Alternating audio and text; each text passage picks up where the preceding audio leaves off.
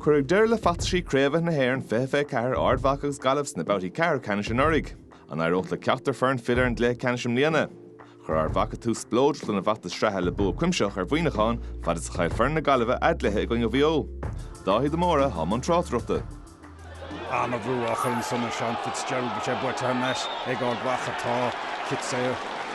Gailton son an Gaillimh agus ní an bhuiin fé an spéid ar Ard Mhacha pas fíorsceochasteach ó Oisín O'Neill an Council mór grí Ard ó chanar turbut bhfuil sé puintalta dhearra tá go dain agus go dara for sin Anna Buaicphointí tar ar an mrú os na tosathe. Ard Mhacha a ríist inis with a géalú istechan sa ceann mór well lagaíocht ar deide an son agus ní chur san puintinis ar chanar glísan a chanis habrú tachtid ní bheith an chusantóir róbhaocht an dásáidethe san ó chanar glísan a cha cic sé fachta an sannacha an Gaillimh fiúún sa inis amach go lár na páirce mar a bhfuil finian ó lai ón spidéal fear na Gaeltachta agus é a ri an láidir an na chumpórdach pas láimhe isteachal Joe Rob Finnerty pas eile Kieran Malai tút fé agus anna haváil an son níl íalathe isteach ó Bléan Hughes an son fiúún sa úntach an son ón Gaillimh ag críochnathe ag fear chur a finne Kieran Malai sa bháide.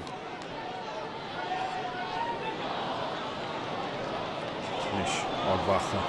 tríán hall na páirce le Ross McQuillan put an pass weg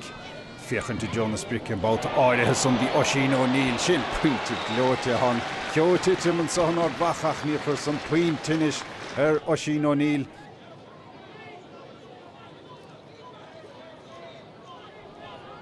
Turbutinis step beag Rinkin son like Pasco Ross McQuillan lena chitóid Parish an trasnáin sin an na finte Ard Mhacha. Bhór na trá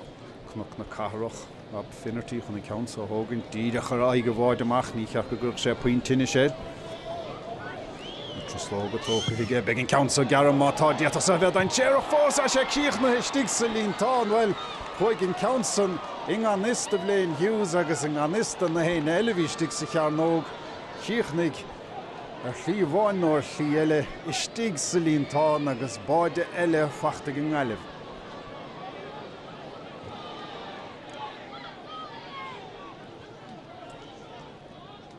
Gaillimh inis a gúsáid an stúa nó mar sais seoir fé mar dhéanaan mórán fórne Finnerty inis Sálan sag a clíháin shot na páirce mar bhfuil Cillian McDade i garisteach lethú le Jonas Brick agus sin Anna Buaicphointí fad ó Cillian McDade slash céim das an son an thúla bháin ar an spiúch.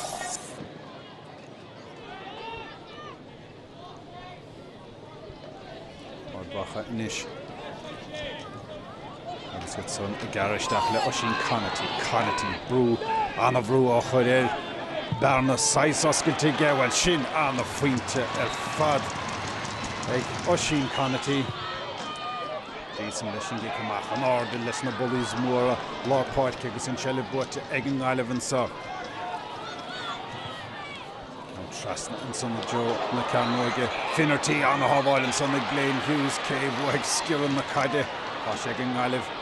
amach an sa a ríist go Finnerty lena chitó ag Harris an trasnáin well hain sé sin leis.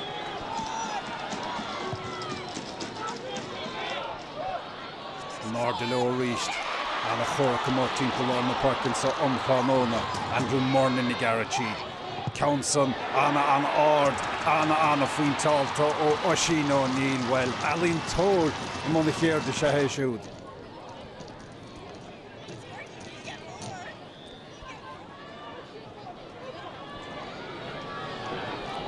Gaillimh a ríist cúsáid an stúa for Sean Kelly ó Buaicphointí an pasta chuig ige se buaiseacht an na bhreáin sa ón Gaillimh Finnerty a fiochan to Jonas Brick a tút féil an na chiatóig sin Anna Buaicphointí ó ar gimmart anna chluinn sa tránóna. Tínta bhain chun cín a Gaillimh Shane Walsh fear cíl mó chudan ó crócaigh agus well hása gin ar fad go bhfuil sé go maith há sé anna bha. Bhíon ar a lethú le chahabh Jonas Brick anna Buaitphointí.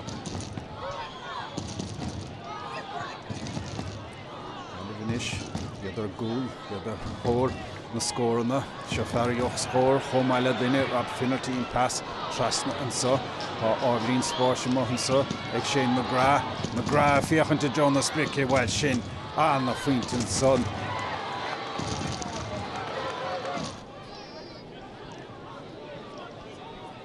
Buaicphointí an deriginis an Gaillimh agus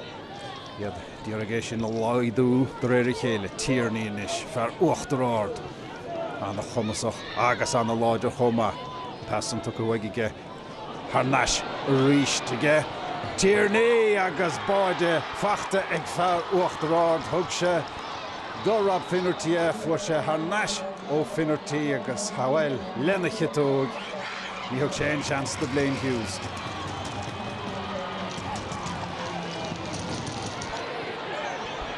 Mar sin an chluisa anna bhór do gá cheann na mea kick sé Gailton son agus sé tucadh an cín ag an réiteoir mar nar scaoileach leis an Gaillimh an preap cois agus immer ag immert go tapaig agus bhfuil be sé sin cinúnach agus anna cinúnach na fórnar chóscór deis ag Ard Mhacha an chluisa a bhuachad an Gaillimh agus é sin díontaige leis an gic déirnach an sa fáic lúchleasaíochta an bharta díonta éigen ag Ard Mhacha agus ag an Gaillimh be siad anna hásta leis sin mar éon lá hen tú Ard Mhacha agus a hagann tú as le bua bhfuil sin lá má ibide.